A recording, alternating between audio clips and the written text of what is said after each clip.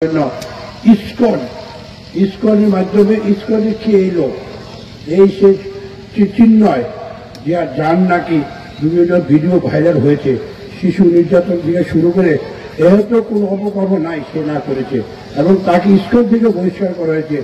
ওই লোককে ভারতের শেখ হাসিনার নির্দেশে পরিচালনায় মোদী সরকার বাংলাদেশে পাঠিয়েছে একটা দেশে অস্থিতিশীল পরিস্থিতি সৃষ্টি করার জন্য, মুসলমানদের হিন্দুদের মধ্যে দাঙ্গা সৃষ্টি করার জন্য। আমাদের কোনো এটা কোনো কখনো ছিল না ভাই।